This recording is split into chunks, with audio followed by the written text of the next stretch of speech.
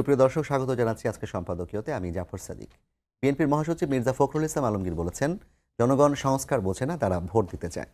অন্যদিকে জামায়াতের আমির ডাক্তার শফিকুর রহমান আগে সংস্কার পরে ভোটের পক্ষে। আর গণ অধিকার পরিষদের নেতা নুরুল হকও সংস্কারের জন্য অন্তত 2 বছর অপেক্ষা করতে রাজি। সরকারের দিক থেকে ক্রীড়া উপদেষ্টা আসিফ মাহমুদ সজীব ভুঁইয়া নির্বাচনের জন্য ধৈর্য ধারণের আহ্বান জানিয়েছেন। আর নাগরিক কমিটি ও বৈষম্য বিরোধী ছাত্র আন্দোলন তো পূর্ণ সংস্কারের আগে কোনো অবস্থাতেই ভোটে আগ্রহী না। এই যখন পরিস্থিতি, তখন জনমনেও প্রশ্ন, আগে সংস্কার নাকি সীমিত সংস্কারেই দ্রুত নির্বাচন? এ নিয়েই আজকে সম্পাদকীয় ভোট বনাম সংস্কার। আর এ নিয়ে আলোচনার জন্য স্টুডিওতে উপস্থিত আছেন ব্যারিস্টার এম লিয়াকত আলী, আইন সম্পাদক, যুক্তরাজ্য বিএনপি, এবং নাজমুল হাসান, কেন্দ্রীয় সমন্বয়ক, বৈষম্য বিরোধী ছাত্র আন্দোলন। দর্শক, আপনারাও এই আলোচনায় অংশ নিতে পারেন। এই জন্য আপনাদের ফোন করতে হবে টেলিভিশনে দেখানো নম্বরে। এছাড়া ফেসবুকের মাধ্যমে আপনাদের মন্তব্য পাঠাতে পারেন। আলোচনা শুরুতেই জানিয়ে দিব এখনকার প্রধান শিরোনামগুলো। 8 মেগা প্রকল্পে শেখ হাসিনার 21,000 কোটি টাকা লোপাটের তথ্য চেয়ে দুদকের চিঠি। পুনরায় শুরু হচ্ছে পদ্মা সেতু দুর্নীতি ষড়যন্ত্র মামলার তদন্ত।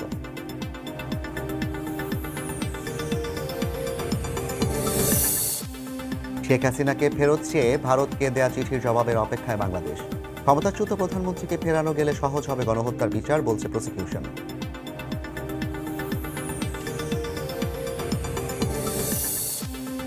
5 টাকার জিনিসের দাম দেখানো হতো 20 টাকা। তথ্য প্রযুক্তি খাতে মিলেছে ব্যাপক দুর্নীতির প্রমাণ। ভাগ পেতেন জয় ও পলক। তদন্ত কমিটির প্রতিবেদন।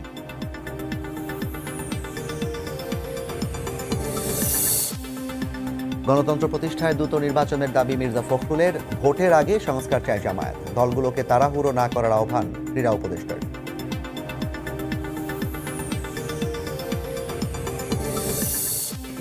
আওয়ামী লীগ সরকারের শাসনামলে বঞ্চিত 764 জন সরকারি কর্মকর্তা পাচ্ছেন পদোন্নতি। ফেরানো হবে চাকরিতে, উপদেষ্টা পরিষদের বৈঠকের সিদ্ধান্ত।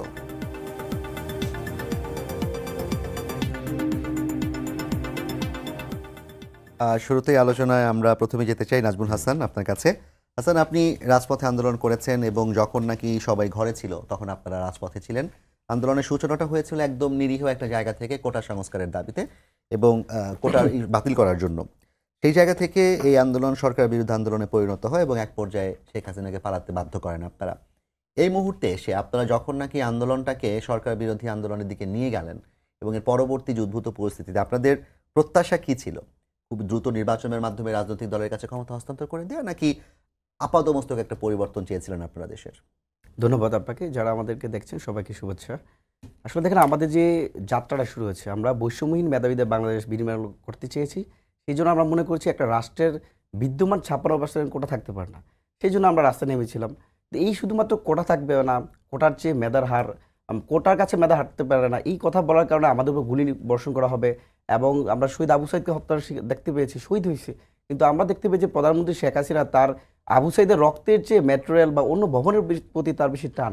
তখন মনে হচ্ছে একটা দেশের প্রধানমন্ত্রী থাকার নৈতিক তার দায়বদ্ধতা নাই, নৈতিকতা নাই। পরবর্তীতে আমরা দেখতে পেয়েছি, আচ্ছা, সবচেয়ে গুরুত্বপূর্ণ বিষয়, আমরা যখন বাংলা ব্লকেট কর্মসূচি দিয়েছি বা কমপ্লিট শাটডাউন, তখন কিন্তু আমাদের যারা অভিভাবক আছে, বাবা মারা, তারা কিন্তু বাসা থেকে রান্না করে খাবার নিয়ে আসতেন। একজন রিক্সা চালক মামা, সে সারাদিন পরিশ্রম করে এসে তার জমানো টাকাটা 200 বা 300 টাকা, সেই টাকা দিয়ে আমাদেরকে বিস্কুট খাওয়াতেন। একজন সিএনজি চালক এসেও আমাদেরকে খাবার কিনে দিয়ে আসতেন। তার মানে আমরা তখন বুঝতে পেরেছি এটা সকল মানুষের একটা আন্দোলন, গণমানুষের একটা আন্দোলন। তখন আমাদের মনে হচ্ছে শুধু কোটা সংস্কার করলে হবে না, পুরো রাষ্ট্র সংস্কার করা উচিত। রাষ্ট্রের মধ্যে যেরকম অন্যায়, অনিয়ম, দুর্নীতি আছে, সবগুলো জায়গায় আমরা সংস্কার করা উচিত। দেখুন, এখানে ভোট এবং সংস্কার দুটো আলাদা বিষয় হিসেবে আমি দেখছি না। এই যে ভোটাধিকার প্রয়োগ, আমি আমার জীবনের প্রথম ভোট 18 সালে দিতে পারি নাই এবং আমার খুব খারাপ লাগছে। আমি অবশ্যই গত কয়েক বছর যাবত চেষ্টা করছি ভোটাধিকার যেন নিশ্চিত হয়, কিন্তু এখানে দেখেন যেই ব্যবস্থায় ভোটাধিকার হরণ করা হয়, 2018 সালের নির্বাচন কিন্তু অধিকাংশ দল গিয়েছিল, বিএনপি গিয়েছেন, পাশাপাশি অনেকগুলো জামাত ছিলেন, অনেক রাজনৈতিক দল কিন্তু 2018 সালের নির্বাচনে গিয়েছেন, কিন্তু ফলাফল কী ছিল? আওয়ামী লীগের ভোট ডাকাতি নির্বাচন। তো সুতরাং ভোটের যে পরিবেশ, ভোটাধিকার প্রয়োগ করতে হলে সেখানেও আমার সংস্কার করা উচিত।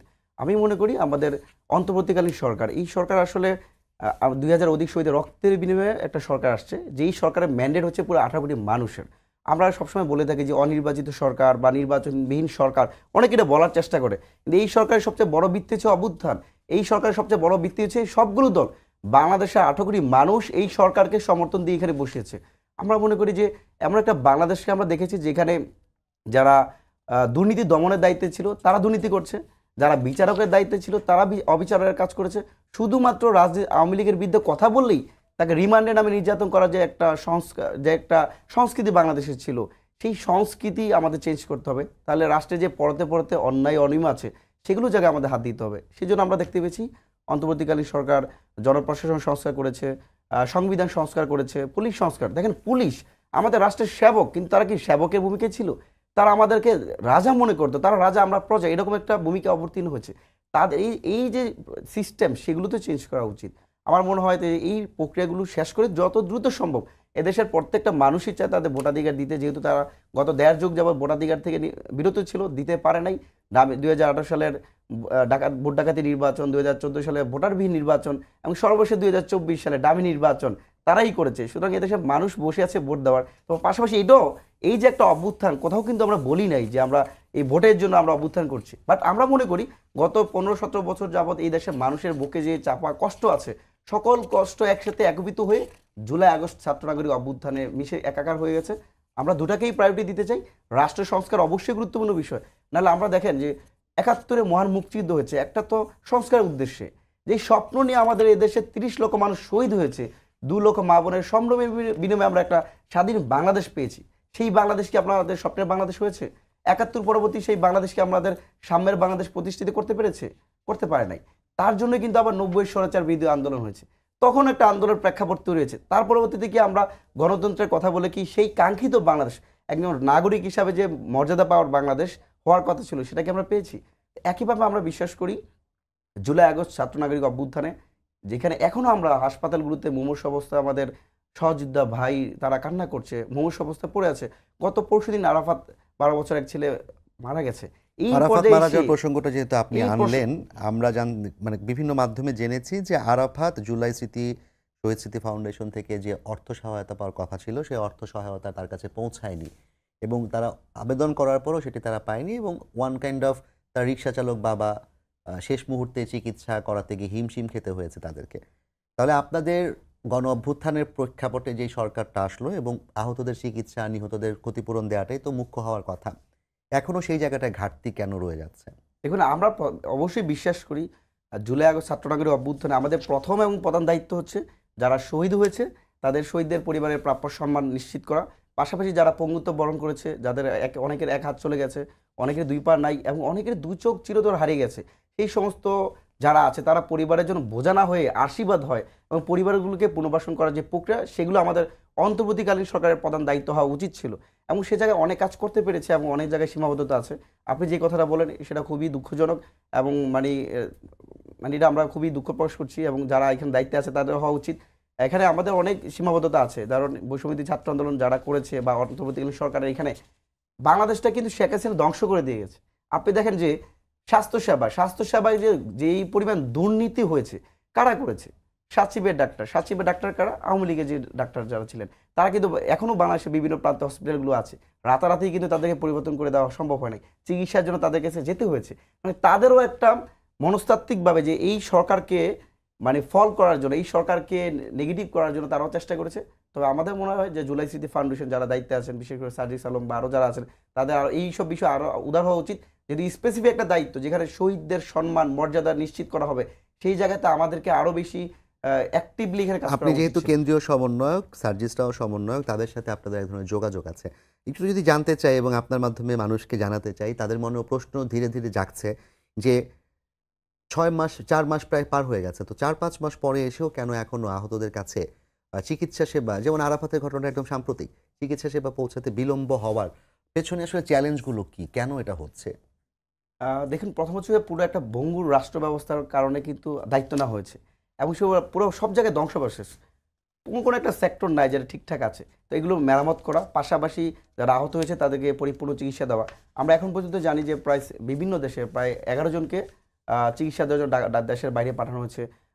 সিএমএইচ হসপিটাল আছে, ঢাকা মেডিকেল আছে, পিজিতে কিন্তু একটা স্পেশালাইজড হসপিটাল আছে, প্লাস আরও অনেক জায়গায় আছে।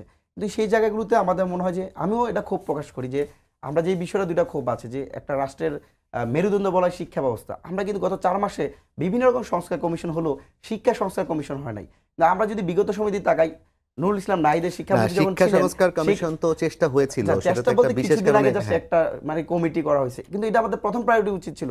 আর নুরুল ইসলাম নাহিদের যে শিক্ষামন্ত্রী ছিলেন তখন পুরো পুরো বাংলাদেশ ছিল প্রশ্ন ফাঁসের বাংলাদেশ। সর্বশেষ ডাক্তার দীপুমণি, সে বাংলাদেশকে মনে হচ্ছে শিক্ষা ব্যবস্থা হাঁসের নাচার একটা শিক্ষা ব্যবস্থা। তো আমাদের প্রথমেই কাজ ছিল যে শিক্ষা, এবং সবচেয়ে দ্বিতীয় স্টেপ ছিল স্বাস্থ্য খাতকে ঢালাওভাবে সাজানো। সেই জায়গাতে আমরা আশানুরূপ বা প্রত্যাশিতভাবে জি আমরা নাজমুল, কাজটা আপনার করা কাছে যায় না। আমরা সংস্কার বিষয়ে আবার জানবো। ব্যারিস্টার এম লিয়াকত আলী, আপনি দীর্ঘদিন যুক্তরাজ্যে ছিলেন, যুক্তরাজ্য বিএনপির আপনি আইন সম্পাদক। দেশের বাইরে থেকে আপনি আন্দোলনটাকে দেখেছেন এবং দেশের বাইরে আপনি এই আন্দোলনের পক্ষে সমর্থন আদায় কাজ করেছেন। আমার প্রশ্ন হচ্ছে, বৈষম্য বিরোধী ছাত্র আন্দোলন কিংবা জামায়াত কিংবা অন্য যারা আছে, তারা সবাই নির্বাচনের আগে একটা পূর্ণ সংস্কার চায়। এবং কয়েকদিন আগে ভয়েস অব আমেরিকা একটা জরিপ হয়েছিল, সেই জরিপেও দেখা গেছে যে প্রায় 65% মানুষ পূর্ণাঙ্গ সংস্কারের পরে তারা হচ্ছে নির্বাচনটা চায়। কিন্তু বিএনপি মহাসচিব মির্জা ফখরুল ইসলাম আলমগীর গতকাল বলেছেন যে মানুষ সংস্কার বোঝে না, তারা ভোট দিতে চায়। খন্দকার মোশাররফ হোসেন থেকে শুরু করে সবাই দ্রুত নির্বাচনের জন্য এক ধরনের দাবি তুলছেন এবং মাঝপথে তারা কথা বলছেন। আপনাদের দলীয় অবস্থান থেকে আসলে সংস্কার কতটুকু করলে কিংবা কতটুকু সংস্কারের মধ্য দিয়ে আপনারা নির্বাচনটা প্রত্যাশা করেন? ধন্যবাদ। দেখেন, আজকে আপনার আলোচ্য বিষয়টা হচ্ছে ভোট এবং সংস্কার। তো আমি দুইটা বিষয় দুইবারে বলবো, এবং এই গভর্নমেন্ট যা করে গেল ফেসিস্ট সেটাও বলবো। সংস্কারটা প্রথমেই বলি, কখনোই বিএনপি বলে নাই যে সংস্কারের বিপক্ষে। বিএনপি কিন্তু সংস্কারের পক্ষে, এবং বেশ কয়েকটি বিষয়ে সংস্কারের বিষয়ে কিন্তু ঐক্যমত্য অলরেডি আমরা পোষণ করেছি। শুধু আমরা না, বিএনপি সহ অন্যান্য রাজনৈতিক দলগুলা, বিশেষ করে নির্বাচন কেন্দ্রিক যে সংস্কারগুলি, সেই সংস্কারগুলি আশু করা উচিত। কিন্তু এই সংস্কার নিয়ে আপনি যদি দেখেন, বর্তমান উপদেষ্টা পরিষদ এক একজন এক এক ধরনের কথা বলছেন। কেউ বলছেন এই পুরোপুরি সংস্কার না করে নির্বাচন দেওয়া যাবে না, আবার কেউ বলছেন আংশিক সংস্কার করতে হবে। এখন পর্যন্ত সংস্কার যে কমিটিগুলোর রিপোর্ট কিন্তু আসে নাই। আমরা জানি এটা চলে আসবে ইনশাল্লাহ। আসার পরে আমাদের ওপিনিয়নটা হচ্ছে নির্বাচন কেন্দ্রিক যে সংস্কারগুলি, এই সংস্কারগুলি করা উচিত, করে যত দ্রুত সম্ভব নির্বাচনের দিকে যাওয়া উচিত। কিন্তু সমস্যাটা হইল, বর্তমান যারা আছেন তারা নির্বাচন শুনলে তারা ভ্রু কুঁচকান এবং বিভিন্ন ধরনের এক এক ধরনের কথা বলেন। প্রধান উপদেষ্টা বললেন যে ইয়েস, আগামী ডিসেম্বরে নির্বাচন হতে পারে। আবার ডিসেম্বর থেকে উনি বলেছেন জুনের মধ্যে, ডিসেম্বরে হতে পারে। আবার আরেকজন উপদেষ্টা এসে বললেন যে না, এটা জুন পর্যন্ত এটাকে টেনে নিয়ে যেতে হবে। একটা জিনিস দেখেন, বাংলাদেশের আপনি যে আবহাওয়া যদি আপনি চিন্তা করেন, এই কথাটার ক্ষেত্রে কিন্তু তারাও বলেছেন যে যদি সমস্ত রাজনৈতিক দলের ঐক্যমত্য থাকে তাহলে আমরা দেরি করব অথবা আগে করব। আচ্ছা, রাজনৈতিক দলগুলোর ঐক্যমত্য আদৌ আছে কিনা? হ্যাঁ, রাজনৈতিক দলগুলোর ঐক্যমত্য আছে। দ্রুত নির্বাচনের ব্যাপারে এবং সংস্কারের ব্যাপারে আমি একটু শেষ করি। দেখেন, সংস্কার যে কমিটিগুলা যে রিপোর্টটা পেশ করার পরে নির্বাচন কেন্দ্রিক সংস্কারগুলো যত তাড়াতাড়ি সম্ভব করা উচিত, এটা সব দল কিন্তু ঐক্যমত। কিন্তু সব সংস্কার এই গভর্নমেন্ট করতে পারবে না। আমি এজ এ লয়ার আপনাকে বলছি, বাংলাদেশ সংবিধানে কি লেখা? গণপ্রজাতন্ত্রী বাংলাদেশ লেখা। গণপ্রজাতন্ত্রী মানে কি? মানে হচ্ছে জনগণের সরকার হইতে হবে। এবং সংবিধানের 123(3) খতে লেখা আছে যে কোনো অনির্বাচিত সরকার 3 মাসের মধ্যেই তাকে নির্বাচন দিতে হবে। উপনির্বাচন হইলে সেটা 6 মাস। জরুরি বিষয় হইলে সেটা কিন্তু এক্সটেন্ড করা যায়, যেটা 2007, 8, 9 নির্বাচনে যেটা হয়েছিল। এখানে তো সেই রকম পরিস্থিতি আসলে আমরা মনে করি না যে এখন এই পরিস্থিতি আছে। তাইলে এই গভর্নমেন্টটা 123 সংবিধান কিন্তু অলরেডি ভায়োলেট হয়ে গেছে। তাহলে কিসের উপর দাঁড়িয়ে আছে? ডক্ট্রিন অফ নেসেসিটি একটা কথা আছে আইনে, ওইটার উপর দাঁড়িয়ে আছে। ঠিক আছে, কারণ 18 কোটি মানুষের ম্যান্ডেট আছে এবং আমরা এদেরকে ব্যর্থ হতে দিব না। তাই এই যে সংস্কারগুলি হবে, এই সংস্কারগুলি এই গভর্নমেন্ট সংসদ আসার আগ পর্যন্ত এরা পাশ করতে পারবে না। আপনি জানেন, আগেও যেটা হয়েছিল 2009-এ, নতুন যখন সংসদ গঠিত হওয়ার পরে প্রথম সংসদেই সব সংস্কার যেগুলো কার্যক্রম, এদের সব কার্যক্রমের বৈধতা কিন্তু ওই যে নির্বাচিত গভর্নমেন্ট আসবে তারা দিতে হবে। এখন সংস্কার বিষয়ে আমরা ক্লিয়ার, হ্যাঁ, আমরা তাদেরকে সময় দিতে চাই। আর একটা বিষয় হইল, আপনি দেখবেন উপদেষ্টারা এক একজন এক এক কথা বলে। কেন বলেছিলেন? জুনের কথা যে বললো, ইলেকশন, বাংলাদেশের ইতিহাসে জুনে কোনো ইলেকশন হয় নাই। সবসময় ইলেকশন হয় কিন্তু নভেম্বর, ডিসেম্বর, বর্ষার সময় থাকে, ওই সময়টা জুন, কারণ তখন বর্ষা থাকে, আবহাওয়ার অবস্থা খারাপ থাকে। সো এটা হইলো আরেকটা শুভঙ্করের ফাঁকি আমি মনে করি জনগণের সাথে। জুনে কোনো নির্বাচন হবে না। এরা যদি এটা ডিলে করতে পারে 2025 ডিসেম্বরের মধ্যে নির্বাচন না হয় বা জানুয়ারি ফেব্রুয়ারির মধ্যে নির্বাচন না হয়, তখন কিন্তু তারা অন্য ইস্যু নিয়ে আসবে। এখন যে এলোমেলো কথাগুলি বলতেছে তারা, সেটা না। সেনাবাহিনী প্রধানত বলেছেন 18 মধ্যে নির্বাচন হতে পারে। প্রধান উপদেষ্টা বলেছেন 25 ডিসেম্বরের মধ্যে বা আইন জানুয়ারি উপদেষ্টাও ফেব্রুয়ারি বলেছেন নির্বাচন যে হতে 1 বছরের মধ্যে নির্বাচন করা সম্ভব। সম্ভব। সেটাই যদি হয় তাহলে এখানে বিএনপির তো কোনো আপত্তি নাই, এবং এই টাইমের মধ্যে আমরা নির্বাচন চাই। আমি একটা কথা বলি, সংস্কারের বিষয়ে আমার দুই একটা অভিমত আছে। সেটা হচ্ছে আমার নেতা জনাব তারেক রহমান, বিএনপির ভারপ্রাপ্ত চেয়ারম্যান, বলেছেন সংস্কার বলতে কি বোঝায়। ওনার অভিমত হইল সংস্কার বলতে আমি সেটাই বুঝি যে সংস্কারের মাধ্যমে সংবিধানের শুধু কয়েকটি বাক্য নয়, বরং মানুষের ভাগ্যের পরিবর্তন হবে। ওনার কথা, অর্থাৎ একজন মানুষের রোজগারের ব্যবস্থা হবে, তার ও পরিবারের আর্থসামাজিক নিরাপত্তা ও সঞ্চয় নিশ্চিত হবে। আমি সংস্কার বলতে সেটাই বুঝি যা কর্মসংস্থানের মাধ্যমে প্রতিটি নারী ও পুরুষের বেকারত্ব সমস্যা সমাধান করবে, যে সংস্কার নারীদের সম্মান, স্বাধীনতা ও ক্ষমতায়ন নিশ্চিত করবে, যে সংস্কার সকল মানুষের জীবনের সুরক্ষা নিশ্চিত করবে, যে সংস্কার দেশের সন্তানদের আধুনিক শিক্ষা ও নৈতিক মূল্যবোধ গঠন করবে, যে সংস্কার মানুষের কাঙ্ক্ষিত স্বাস্থ্যসেবা দিবে, যে সংস্কার বাজারে নিত্য প্রয়োজনীয় দ্রব্যের দাম স্থিতিশীল রাখবে। আমি সংস্কার বলতে সেটিই বুঝি যা কৃষক, শ্রমিক এবং সকল কর্মজীবী মানুষের ন্যায্য অপ্রাপ্য মজুরি নিশ্চিত করবে। আমার নেতা সেটা বলেছেন। আমি আর দুইটা সেন্টেন্স এখানে অ্যাড করতে চাই, যেহেতু আপনার এই অনুষ্ঠান আমি দেখেছি লন্ডন না, বিভিন্ন সচিবালয় এগুলো কিন্তু যায়, বিভিন্ন বিদেশি ইয়েতে এগুলি যায়। সো আমি দু একটা লাইন বলতে চাই। Towards the goal, priority must be given to reforming the election commission, যেটা আমাদের অবস্থান, public administration and law enforcement agencies. These key constitutional institutions must be made neutral, competent and credible. The interim government should set its agenda based on these priorities, with the aspiration of the pro-democracy people of Bangladesh and upholding the values of the mass uprising. So, এই যে priority কোনটা দিতে হবে, এই যে election কমিশনকে priority দিতে হবে। আচ্ছা, আসেন আপনি নির্বাচন কেন্দ্রিক। এখন 71 সালে কেন হয়েছিল আমাদের এই মুক্তিযুদ্ধটা? এর পিছনে কি ছিল? গণতন্ত্র ছিল, এবং গণতান্ত্রিকভাবে একটা সরকার নির্বাচিত হওয়ার পরে যখন তাদের কাছে ক্ষমতা হস্তান্তর করা হলো না, তারপরে কিন্তু ওই আমরা বাধ্য হলাম আমরা ইয়েতে যেতে, যুদ্ধে যেতে।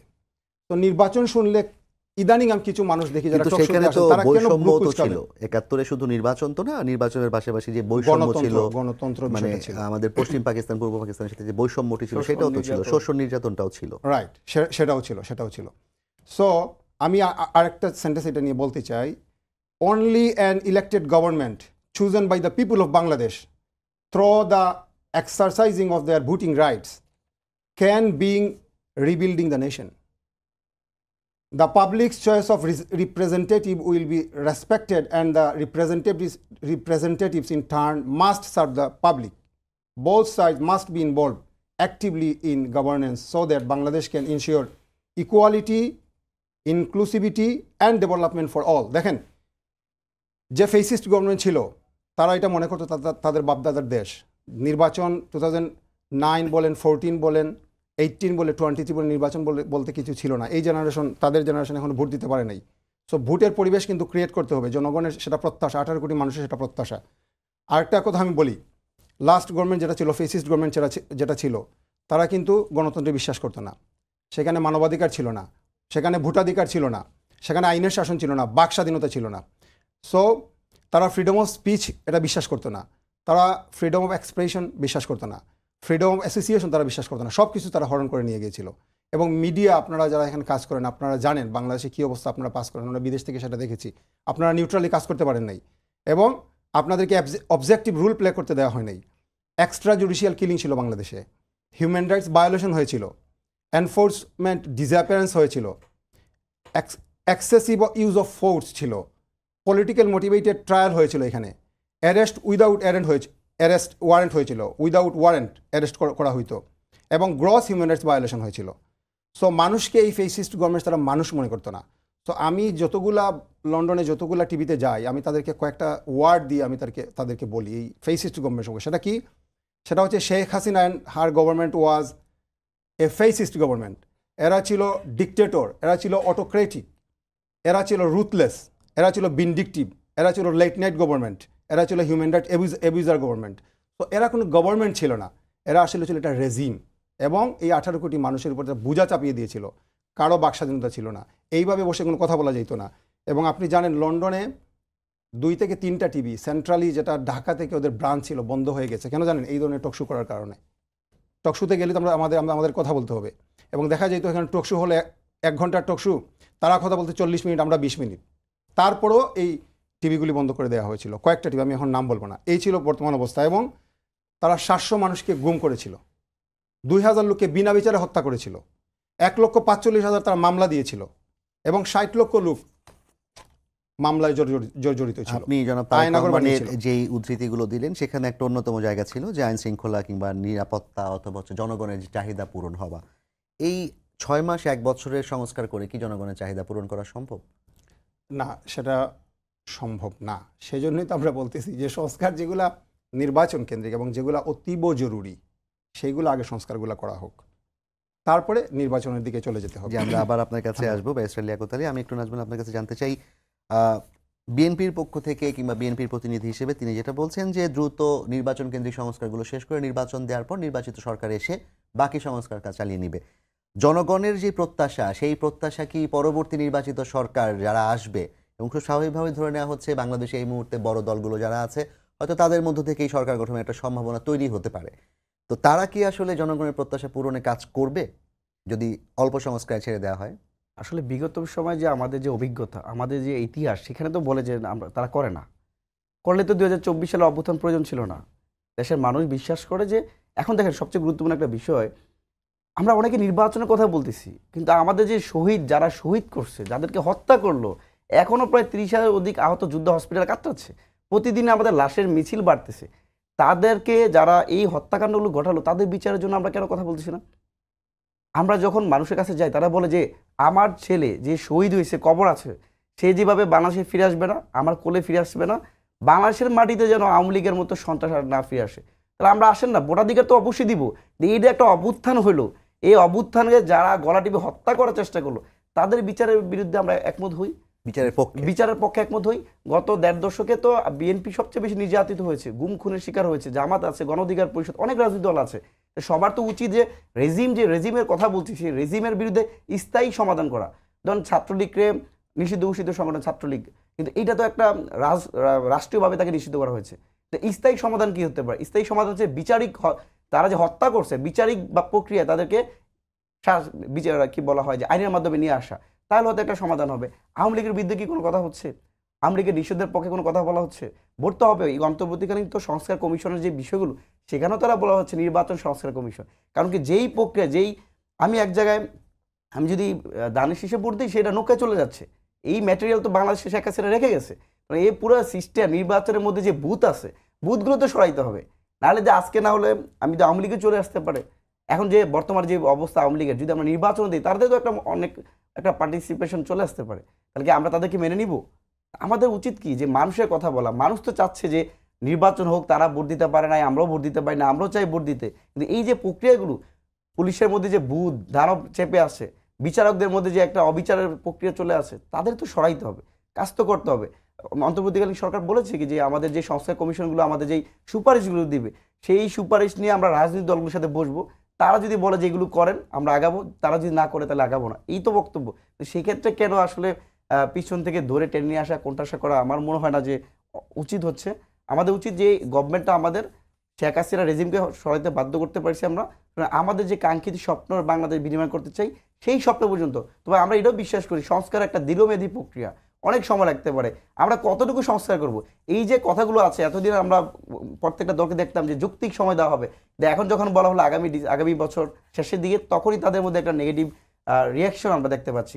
আমি মনে করি প্রত্যেকটা রাজনৈতিক দলকে উদারত আহ্বান জানাবো, সংস্কার কমিশন থেকে যেই সুপারিশগুলো করবে, সেগুলো যখন আপনাদের সাথে বসবে, তখন আপনারা আপনাদের পরামর্শ আলাপ আলোচনা করতে পারেন। কিন্তু এখন যদি আমরা যেই জায়গাগুলোতে আমরা একটা গ্রাউন্ডে একসাথে হয়েছি আওয়ামী লীগের বিরুদ্ধে, আমরা চলুন আমরা আওয়ামী লীগের বিরুদ্ধে বিচার প্রক্রিয়া কাজে আপনারা সহযোগিতা করেন। আমরা এখনো যদি বলতে ঠিক না যে আমরা চাঁদাবাজ, কিন্তু এখনো রয়ে গেছে, শুধুমাত্র হাত পরিবর্তন হয়েছে। এখন যদি আমার নিজের এলাকার কথা বলি, মেঘনাতে যে রাতের আধারে বালু উত্তোলন করতেছে। মানে আমাদের যে আমরা মারা গেলে যে কবর দেওয়া হবে সেই কবর জায়গাটা পাচ্ছি না। কারা আমলিক তো রাস্তায় নাই, কারা করছে এগুলো, কাদের শক্তি আছে আমরা বিভিন্ন জায়গায় দেখতে পাচ্ছি। তো আমাদের মনে হয় এইসব জায়গায় নিজেদের সংশোধন করা উচিত। রাষ্ট্রের পরিবর্তনে আমরা কিন্তু কোটা সংস্কার চেয়েছি, এখন রাষ্ট্র সংস্কার চাই। যত দ্রুত সম্ভব আমরা সেই সংস্কারগুলো করে ভোটাধিকার অবশ্যই দরকার আছে। আমি মনে করি যে আজকের যে টপিকস ভোট নাকি সংস্কার, দুইটাই মনে হয় যে একটা কনফ্লিক্ট। আমি মনে করি না, দুইটা একই বিষয়। সংস্কারের মধ্যেই ভোটাধিকার প্রয়োগের যে প্রক্রিয়া সেটা রয়েছে। না, আলোচনার শুরুতে আমি বলেছিলাম যে স্বল্প সংস্কার না একটা লম্বা বড় সংস্কার করে, দীর্ঘমেয়াদী সংস্কার করে আমরা ভোটের দিকে যাব, কোন দিকে যাওয়া উচিত বাংলাদেশ, এটা নিয়ে আলাপ ছিল। নাজমুল যেটা বললেন যে অভ্যুত্থানকারী ছাত্রদের যে প্রত্যাশা ছিল সেই প্রত্যাশা পূরণে এখনও ঘাটতি রয়ে গেছে, এবং আমরাও অভ্যুত্থানকারী ছাত্রদের কাউকে অভিযোগ করতে দেখেছি যে বিভিন্ন জায়গায় আওয়ামী লীগের যারা পলাতক নেতা আছেন তাদেরকে বিএনপির আশ্রয়ে কিংবা প্রশ্রয়ে দেখা যাচ্ছে, পাওয়া যাচ্ছে। এই বিষয় নিয়ে দলীয়ভাবে আপনাদের অবস্থান কি, কিংবা আদৌ কি এগুলা কি সঠিক কিনা? এগুলো সত্য না। আপনি হয়তো জানেন এই পর্যন্ত 2000 নেতাকর্মীকে সারা বাংলাদেশে নোটিশ দেওয়া হয়েছে, কারণ দর্শানোর নোটিশ দেওয়া হয়েছে। অনেককে কিন্তু অলরেডি দল থেকে বহিষ্কার করা হয়েছে। তো আমাদের নেতা জনাব তারেক রহমান এই বিষয়ে কঠোর অবস্থানে আছেন, এবং সারা বাংলাদেশে আপনি দেখবেন এখন যেহেতু কথা বলার অধিকার আসছে, কিছু হলেই কিছু লোক বের হয়ে যায় কথা বলে যে বিএনপির বিরুদ্ধে, যেটা বিএনপির লোকেরা করেছে, কিন্তু আসলে আদৌ সত্য না। আমাদের নেতা বলেছেন যদি কোথাও এরকম কোনো আমার কর্মী বা নেতা কর্মী পাওয়া যায় যারা এইসব কর্মকাণ্ডে লিপ্ত, আমরা তাদেরকে দল থেকে বহিষ্কার। শুধু তাই না, এই দেশের দণ্ডবিধির অনুযায়ী আমরা এদের বিরুদ্ধে আইনীয় ব্যবস্থা নিব। তো এই অভিযোগগুলি আসলে কোনোভাবে সত্য না। আজকে আপনাদের একজন নেতা বলেছেন যে কোনোভাবেই গণহত্যাকারীদের দলে জায়গা দেওয়া হবে না। জি, মির্জা তো গণহত্যাকারী বলতে কি এটা ওভারঅল পুরো আওয়ামী লীগকে বোঝানো হয়েছে আপনার কি মনে হয়, নাকি যারা আওয়ামী লীগের অপরাধের সাথে যুক্ত তাদেরকেই নির্দেশ করা হয়েছে? গণহত্যাকারী আসলে তো আওয়ামী লীগ এবং তাদের দূষররাকে বোঝানো হয়েছে, এবং প্রশাসনে যারা ছিল, প্রশাসনের অনেক লোক যারা আওয়ামী লীগের চেয়ে আরও বেশি গণহত্যায় লিপ্ত ছিল তাদেরকে বোঝানো হয়েছে। অনেক জায়গায় আমি কিছু লোককে তাদের নাম দিয়েছি বাসুদ, বাংলাদেশ সুবিধাবাদী দল। আমি বুঝতে শিখেছি 90-এর আন্দোলন থেকে। তখন আমি 91 আমি এসএসসি পাস করি। তখন থেকে আমি আজ পর্যন্ত দেখে আসছি কিছু লোক তারা বুঝতে শিখেছে আসলে 7-8 থেকেই, তখন থেকে রাজনীতির মাঠে মিছিল মিটিং দেই।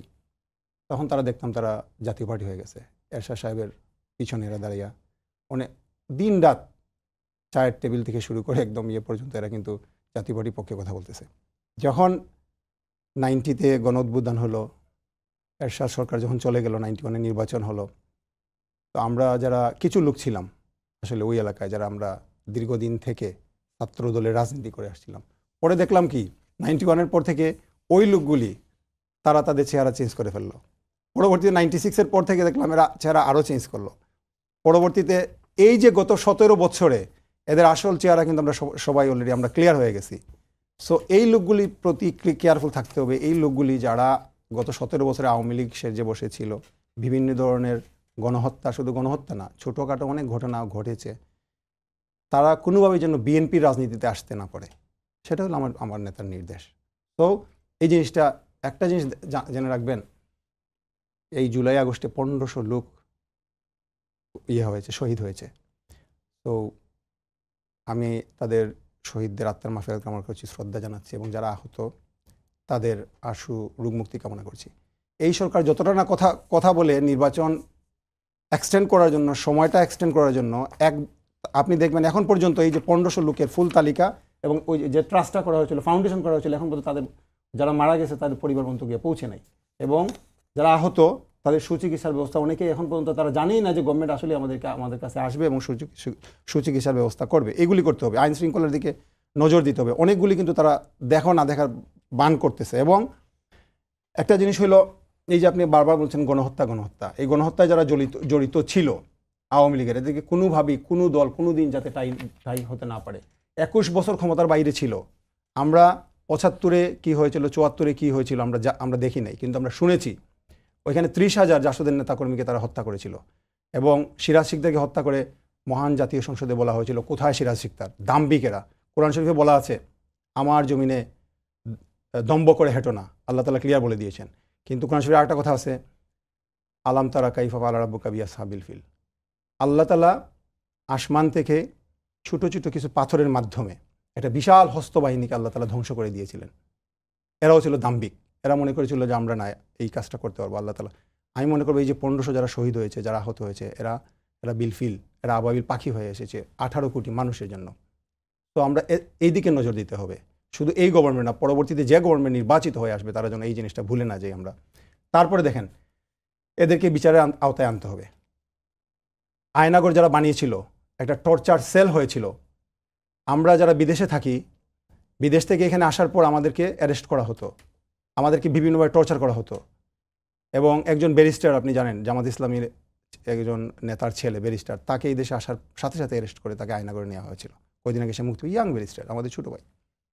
তারপরে আমাদের অনেক বিএনপি নেতাকর্মী আসার সাথে সাথে তাদেরকে অ্যারেস্ট করে তাদেরকে রিমান্ডে নেওয়া হয়েছে, বিভিন্ন ধরনের নির্যাতন করা হয়েছে। তো এই জিনিসগুলো যেন বাংলাদেশে আর না হয়। এবং দেখেন, পিলখানায় 57 জন যে সেনা অফিসারকে হত্যা করা হলো, এইসবের বিচার এদেশে হতে হয়েছে। শাপলা চত্বরে হাজার হাজার আলেমদেরকে হত্যা করা হয়েছে। কী অপরাধ ছিল এদের? এরা এখানে বসে তারা তসবি পড়তেছিল, কি তাদের অপরাধ?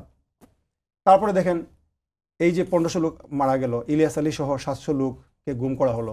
আমি গত 2 দিন আগে, আপনি জানেন, ইলিয়াস ভাই ছোটো ছেলের বিয়ে ছিল সংসদ ভবনের উত্তর প্লাজায়, ওইখানে আমি উপস্থিত ছিলাম বিয়েতে। ছোটো ছেলের, বড় ছেলে আমার সেই কলিগ, সেও ব্যারিস্টার, সব ছিল, সুন্দর অনুষ্ঠান ছিল, শত শত লোক প্রেজেন্ট ছিল, কিন্তু সবার মধ্যে একটা নীরবতা, পিনপতন নীরবতা, একটা কষ্ট।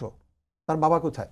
আজকে তার বিয়ের অনুষ্ঠান। যে গুম কমিশন হয়েছে কিংবা নির্বাচন সংস্কার কমিশন হয়েছে, আপনার এই বিষয়ে আমি আপনার কাছে আসবো, যেহেতু পিলখানা নিয়ে কথা হচ্ছিল, এটা নিয়ে আমি একটু পরে আপনার কাছে আসি। একটু নাজমুলের কাছে জানতে চাই, আপনি একটু আমাকে বলবেন যে পিলখানা হত্যাকাণ্ডের ব্যাপারে সরকার একটা কমিশন করতে চাইলো, পরবর্তীতে কমিশন হবে না বলে জানানো হলো, পরে আরবার কমিশনটি করা হলো এবং কমিশন গঠনের একদিনের পরই হত্যাকাণ্ডের পরপর যাকে বিজিবির প্রধান হিসেবে, ডিজি হিসেবে নিয়োগ দেওয়া হয়েছিল, তিনি আজকে কানাডা যাওয়ার পথে তাকে আটক করা হয়েছে এবং তাকে ওখানকার যারা দায়িত্বে ছিলেন তাদের মধ্য থেকে কেউ চিহ্নিত করে তাকে আটকে দিয়েছেন। তো এর মধ্যে আমরা শুনেছি আওয়ামী লীগের যারা কিনা হত্যার সাথে যুক্ত ছিল, বিভিন্ন অপরাধের সাথে যুক্ত ছিল, তাদের অনেকেই খুঁজে পাওয়া যাচ্ছে না। তো বৈষম্য বিরোধী ছাত্র আন্দোলন এই মানুষগুলোকে, যারা অপরাধ করেছে, তাদেরকে ধরার ব্যাপারে কিংবা তাদেরকে আটক করার ব্যাপারে সরকারের কাছে কতটুকু চাপ প্রয়োগ করতে পারছে, কিংবা সরকার এখনো সেগুলো করতে পারছে না কেন? দেখুন, যে প্রথমে যে বিডিআর হত্যাকাণ্ড বা পিলখানা হত্যাকাণ্ড, প্রথমে যে কিন্তু কমিশন গঠন করার কথা ছিল, পরবর্তী কিন্তু স্থগিত হয়ে গেছিল। সর্বপ্রথম কিন্তু আমরাই কথা বলেছি যে বাংলাদেশের সবচেয়ে বেশি মেধাবী চৌকুশ অফিসার, 57 জন অফিসারকে যারা হত্যা করেছে, কি কারণে হত্যা করেছে, এর পিছনে ঘটনাগুলো কি, এগুলো আমাদের জানতে হবে, দেশবাসীকে জানাতে হবে। আমরা সবসময় বলেছি ভারতীয় আগ্রার সঙ্গে আধিপত্যবাদ, আমরা মনে করি যে পিলখানা হত্যা, এর সাথে ভারতীয় ইন্ধন রয়েছে, তাদের সরাসরি সম্পৃক্ততা রয়েছে। সবচেয়ে গুরুত্বপূর্ণ বিষয় দেখেন, এই তদন্ত কমিশন গঠন করার পর কিন্তু সবাই এখানে সাধুবাদ জানাইছে। অনেকে হয়তো কথা বলে নাই, কিন্তু আমরা সরাসরি বলেছি। এবং সবচেয়ে গুরুত্বপূর্ণ বিষয় হচ্ছে, কমিশন গঠন করার একদিন পর তৎকালীন যে বিজিবির প্রধান ছিলেন, আজকে উনি কিন্তু চলে যাচ্ছেন, হত্যাকাণ্ডের পরপর যিনি দায়িত্বে পেয়েছিলেন, তিনি কিন্তু বাংলাদেশ থেকে ত্যাগ করতে চেয়েছিলেন। আমরা মনে করি উনি যদি চলে যেতেন, তাহলে আমরা যেই সত্যটা উদ্ঘাটন করতে চাই সেই সত্যটা হতো না। তো আমরা যেখানে যারা আমাদেরকে সহযোগিতা করেছে তাদেরকে ধন্যবাদ জানাই। পাশাপাশি আমরা মনে করি শুধু তিনি না, আমাদের কিন্তু বাংলাদেশের প্রায় 300 জন এমপি ছিলেন, অনেকে মন্ত্রী ছিলেন, অনেকে প্রতিমন্ত্রী ছিলেন, প্রত্যেকটা উপজেলা চেয়ারম্যান, আওয়ামী লীগের পোস্টেড নেতা, তারা সবাই কি গ্রেপ্তার হয়েছে? তারা সবাই তো গ্রেপ্তার হয় নাই। আমাদের অনেক তথ্য আছে। আসলে দেখেন, বৈষম্য বিরোধী ছাত্র আন্দোলন এটা কি পুরো বিশাল বড় একটা রাজনৈতিক প্ল্যাটফর্ম? আমরা তো বলতেছি এখানে সব দলমত ছিল, ছাত্র দল ছিল, ছাত্র অধিকার পরিষদ ছিল, শিবির ছিল, ছাত্র ইউনিয়ন, ছাত্র ফ্রন্ট, সকলের ভিত্তিতে ছাত্র শক্তি সবাই মিলে কিন্তু একটা প্ল্যাটফর্ম গঠন করেছে, এটা বৈষম্য বিরোধী ছাত্র আন্দোলন। তাদের কিন্তু এক্সট্রা কোনো, যেমন অনেকগুলো লোক আমাদের হাজার হাজার মাসেল পাওয়ার সেরকম নাই। তো এই যে বৈষম্য বিরোধী ছাত্র আন্দোলনের নেতৃত্বে বিএনপি, জামাত, গণ অধিকার যত দল আছে সবাই কিন্তু ঐক্যবদ্ধভাবে আওয়ামী লীগের বিরুদ্ধে লড়াই করেছে। একসাথে আমরা ফেসিবাদের বিরুদ্ধে লড়াই করেছি। এখন কিন্তু আমাদের উচিত কি রেজিমের বিরুদ্ধে লড়াই করা, যে তাদের যে অস্তিত্ব আছে সেটা সমূল উৎখাত করা। কিন্তু সেই জায়গাতে আমরা রাজনৈতিক দলগুলির সহযোগিতা পাই না। বিশেষ করে ধরেন বিএনপি বিশাল বড় একটা রাজনৈতিক দল, জামাতের ইসলামের আমির, তারা জামাত বিশাল বড় রাজনৈতিক দল, তাদের প্রথম যে বক্তব্যগুলো, জামাতের আমির বলেছেন যারা এই সাথে যুক্ত আছেন তাদেরকে আমরা ক্ষমা করে দিলাম। তার মানে কি, এটা তো তাদের এই যে আওয়ামী লীগের মনোবলকে তারা চাঙ্গা করে দিচ্ছে। বিএনপি মহাসচিব মির্জা ফখরুল ইসলাম আলমগীর, তার বক্তব্য আগে তার প্রতি নরম ছিল। তো এই বক্তব্যগুলো কিন্তু সারা দেশের মানুষ, আমরা ব্যাহত কষ্ট পাই, যারা শহীদ পরিবার তারা কষ্ট পায়, যারা আমাদের সাথে কথা বলে। আমাদের উচিত ছিল তাদের, বিএনপি এবং জামাতে, যারা বাংলাদেশের বৃহত্তর দুটি রাজনৈতিক দল, তাদের উচিত ছিল প্রত্যেকটা ইউনিয়ন, গ্রাম, পাড়া, মহল্লা থেকে শুরু করে জেলা, ইউনিয়ন, কলেজ, বিশ্ববিদ্যালয় থেকে সব জায়গায় যারা যারা সন্ত্রাসী, কারণ তারা জানে গত 15 বছর যাবৎ নির্যাতনের শিকার হয়েছে, সবচেয়ে বেশি গুমের শিকার হচ্ছে বিএনপি, সেটা বলে 700 জন। জামাত ইসলামের অনেক নেতাকর্মীকে ফাঁসি দেওয়া হয়েছে, তারাও জানে। তাদেরকে যে 1.5 লক্ষ মামলার আসামি করা হয়েছে, তারা তো জানে কারা এই কাজগুলো করেছে, কারা লুটেরা বছরে বাংলাদেশে হাজার হাজার লক্ষ কোটি টাকা কারা পাচার করেছে। কিন্তু বিএনপি আরো ভালোভাবে জানে। তারা যদি সহযোগিতা করে তাহলে কিন্তু অন্তর্বর্তীকালীন সরকার এগুলোকে বাস্তবায়ন করতে সহজ হবে। এখন যদি দেখেন একটা আওয়ামী লীগের একটা জেলা সভাপতি সে যদি পালা যায় বিএনপির সহযোগিতায়, তখন তো আমাদের পক্ষে সুযোগ নেই। আমি মনে করি প্রত্যেকটা বর্তমান যে বিদ্যমান রাজনৈতিক দলগুলো আছে যারা ফেসিবাদের বিরুদ্ধে লড়াই সংগ্রাম করেছে, তাদের উচিত এই অন্তর্বর্তীকালীন সরকার যতদিন আছে তাদেরকে সহযোগিতা করে আমাদের সবচেয়ে সর্বশেষ সংসদে যারা বিরোধী দল হিসেবে ছিল জাতীয় পার্টি, তারাও দাবি করে যে তারাও ফ্যাসিবাদী বিরোধী লড়াইয়ে ছিল এবং তারা সমর্থন জানিয়েছে। এই বিষয়ে আমার একটা কথা আছে, দেখেন আমরা যেটা বলি বাংলাদেশের যে রাজনীতি ভোটের মাঠে রাজনীতি যেটা বলে ভোট ভোট ভোট, বিএনপি সবচেয়ে বেশি বলে এই ভোটার ব্যবস্থাই ধ্বংস করে দিয়েছে জাতীয় পার্টি। 2014 সালে যদি জাতীয় পার্টি পার্টিসিপেট না করতো তাহলে কি নির্বাচন হতো? তো তিনি একটা কথা বলেছেন, তিনি বলেছেন যে কাউকে বাদ দিয়ে সহজে জয়লাভের নির্বাচন গ্রহণযোগ্য হবে না, জাতীয় পার্টির চেয়ারম্যানের বক্তব্য। ফেসিবাদের প্রতি সদয় হওয়া, মুসলিমের বিরুদ্ধে যাওয়া। এখন দেখেন 2014 সালে যে ভোটার নির্বাচন হলো, 2018 সালে 2018 সালে ভোট ডাকাতি নির্বাচন, এবং 2024 সালে প্রায় মনে 39টা বা 40টা দল কিন্তু ভোটে যায় নাই। বিএনপি, জামাত থেকে শুরু বড় বড় গণ অধিকার সব বড় বড় দল কিন্তু যায় নাই। সেখান থেকে কিন্তু জাতীয় পার্টি এবারও গিয়েছে। মানে যারা এত বেশি বাংলাদেশকে নষ্ট করেছে, প্যারালালি শেখ হাসিনা যে কাজটা করেছে, এর সাথে একই কাজ করেছে জিএম কাদের করেছে, তাদের বেলায় বড় বড় রাজনীতি দল কথা বলছে না। আমরা কথা বলছি যে ফেসিবাদের দোষ জাতীয় পার্টি বা রাশেদ খান মেনন আজকে কারাগারে কেন? আমি প্রশ্ন করতে চাই, রাশেদ খান মেনন কেন কারাগারে? এবং তিনি জাসাদের কথা বললেন, হাসানুল ওয়াকিল কেন কারাগারে? একই দোষে কি জাতীয় পার্টি দুষ্ট না, নাকি আপনি অভ্যন্তরীণ চাপ, ভারতীয় চাপে আপনি মাথা নত করতেছেন? আমি মনে করি যে এই পুরো দলমত নির্বিশেষে বাংলাদেশের স্বাধীনতার সার্বভৌমত্ব অক্ষুণ্ণ রাখতে হলে আমাদের সবাইকে একসাথে আসতে হবে। এরকম ফেসিবাদের দোষ যারা আছে তাদের বিরুদ্ধে আমাদের লড়াই চালিয়ে যেতে হবে। আরেকটা বিষয় না বললে নয়, আমাদের 16 ডিসেম্বর মহান বিজয় দিবস, সেই বিজয় দিবসকে কেন্দ্র করে ভারতের প্রধানমন্ত্রী নরেন্দ্র মোদী, যাকে বলা হয় সাম্প্রতিক দাঙ্গা সৃষ্টিকারী গুজরাটের কষাইখ্যাত মোদী, সেই কিন্তু বলেছিল তাদের ঐতিহাসিক একটা জয়। এই যে তাদের একটা ঐতিহাসিক জয় বলা, বাংলাদেশের নামও সেখানে নেই, না বাংলাদেশের নামও নাই, তাদের ঐতিহাসিক জয় বলা মানে কি? বাংলাদেশের স্বাধীনতার সার্বভৌমত্ব অস্বীকার করা, বাংলাদেশের মুক্তিযুদ্ধকে অস্বীকার করা। তাদের এই বিষয়ে কেন কথা বলছে না? জি নাজমুল, আমাদের সময় একদম শেষ হয়েছে। আমরা একটু রাষ্ট্র বাংলাদেশ নিয়ে কথা বলা, ভোট হবে, সংস্কার হবে, সবকিছু হবে, কিন্তু সবার আগে আমার বাংলাদেশের সাথে যেন আমরা একসাথে কাজ করি। জি ব্যারিস্টার এম লিয়াকত আলী, সবার আগে বাংলাদেশ, সেই বাংলাদেশের প্রশ্নে আপনারা এই যে জাতীয় পার্টির আলাপটা আসলো প্রাসঙ্গিকভাবে এবং অন্যান্য দলগুলোর আলাপগুলো আসছে, বিএনপি কি এককভাবেই পরবর্তী দল মানে পরবর্তীতে যে নির্বাচনটি করবে এককভাবেই যাওয়ার ইচ্ছা, নাকি সবাইকে নিয়ে ইনক্লুশন বলতে আসলে তারা কোন জায়গা পর্যন্ত ইনক্লুশনটা করবে? দেখুন, আমাদের 2 মিনিট সময়। এই সিদ্ধান্তটা এখনো হয় নাই। সিদ্ধান্তটা কখন আসবে? আপনি নির্বাচনের পুরো শিডিউলটা আপনি আগে প্লেস করেন জনগণের সামনে, তখন প্রত্যেকটা দল তার পলিসি সে ঠিক করবে। সে কি নিজে একা নির্বাচন করবে, নাকি আমরা ছোটোখাটো সব দল আমরা যারা একসাথে দীর্ঘদিন আন্দোলন করেছি, সেই পলিসি এখন মেকিং হবে কেন? জাতীয় পার্টির ব্যাপারে আপনাদের জাতীয় পার্টি শুনেন, জাতীয় পার্টির প্রধান এরশাদ সাহেবের ভাই ওদিন কি বলছেন, উনি বলছেন আমরা তো আন্দোলনে ছিলাম। দেশে প্রশ্ন করা হয়েছে কীভাবে আন্দোলনে ছিলেন, আমরা তো দোয়া করছি ঘরে বসে। তো ওদের বিষয়ে আমি কিছু বলতে চাই না, অন্য কিছু বললে এখানে লক্ষ লক্ষ মানুষ দেখতেছে। সো আমি একটু কুল থাকলাম এই বিষয়ে। আরেকটা জিনিস বলি, ভাই যেটা বললেন যে আমার মনে হয় বিএনপি যদি এই বিষয়ে আর একটু আমরা দলীয় প্ল্যাটফর্মে আমরা যদি আর একটু কঠোর হই, সারা বাংলাদেশে যেহেতু এখন বিএনপি ভাই যেটা বললেন একটা বড় দল, এই বিষয়ে কিন্তু আমার নেতা ক্লিয়ার 2টা লাইন বলেছেন। আমি এই লাইনগুলি না বললে আমার মনে একটা অপূর্ণতা থেকে যাবে। বারবার এই প্রশ্ন, আমি 2 মিনিট শেষ করবো ইনশাল্লাহ। দেখেন, আমার নেতা জনাব তারেক রহমান বলেছেন, কঠোর হুঁশিয়ারি দিয়ে বলেছেন, জনগণের প্রত্যাশার বাইরে গিয়ে বিএনপির সুনাম বিনষ্টকারীদেরকে আমি ক্ষমা করব না। মনে রাখবেন, গত 17 বছর আমরা বিরোধী দলে ছিলাম। 5 আগস্ট পতিত স্বৈরাচার পতনের দিনও আমরা বিরোধী দলে ছিলাম, আজও আমরা বিরোধী দলে। জনগণের রায় নিয়ে আমাদেরকে রাষ্ট্র ক্ষমতায় আসতে হবে, এজন্য জনগণের কাছে যেতে হবে, তাদের প্রত্যাশা পূরণে কাজ করতে হবে। বাংলাদেশের অবিসাংবিধানিক নেতা দেশনায়ক জনাব তারেক রহমানের নির্দেশ যারা মানবে না তাদের জন্য অনেক কিছু অপেক্ষা করছে, কেউ কাউকে রক্ষা করতে পারবে না। যেহেতু আমার 2 মিনিট যেহেতু 1 মিনিট আমি যেটা বলবো, অনেক দিন আগে দাঙ্গা ছবি দেখেছিলাম মান্না ভাইয়ের, সেটা আমি আমার ছোটোবেলা এখন আমার মনে আছে। তো দাঙ্গা ছবিতে রাজীব সাহেব ছিলেন, উনি একটা হত্যা করে ফেলেন একটা সাধারণ জনগণকে। তো একটা লোক হেঁটে হেঁটে যাচ্ছে রাস্তা দিয়ে, ওই লোকটা দেখে ফেললো। হত্যা করার পরে উনি যেহেতু সাক্ষীর কাছে গিয়ে বললেন, তোমার চুক আছে তুমি দেখো না, তোমার মুখ আছে তুমি কথা বলতে পারো না, তোমার কান আছে তুমি শুনো না। সে বললো জি স্যার জি।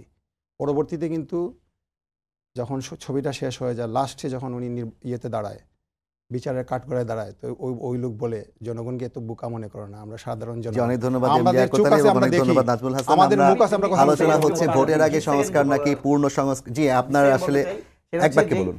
ছাত্রদের একটা দাবি যেটা আমরা বলতে চাই, যেখানে আমরা যেই অভ্যুত্থানের মাধ্যমে আজকে গভর্নমেন্ট আসছে, সেই অন্তর্বর্তীকালীন সরকারের কাছে আহ্বান জানাবো, যেই স্বপ্ন নিয়ে আমরা বিশ্ববিদ্যালয় কলেজে পড়ি, সেই প্রত্যেকটা বিশ্ববিদ্যালয় কলেজে শিক্ষার পরিবেশ নিশ্চিত করার লক্ষ্যে অনতিবিলম্বে ছাত্র সংসদ জি, নির্বাচন আপনাকে অনেক ধন্যবাদ। এই বিষয়টি অবশ্যই সরকারের মাথায় রাখা উচিত এবং এই যে ভোটের আগে সংস্কার নাকি পূর্ণ সংস্কারের পর নির্বাচন, সেটা নিয়ে আলাপ চলবে, আলাপ চলুক, কিন্তু সব আলাপেই যেন বাংলাদেশ সবার আগে থাকে এই প্রত্যাশায় থাকবে। সবাইকে ধন্যবাদ জানিয়ে শেষ করছি আজকে সম্পাদকীয়। আগামীকাল আবারও দেখা হবে রাত 10টায়। দেখার আমন্ত্রণ রইল। শুভরাত্রি।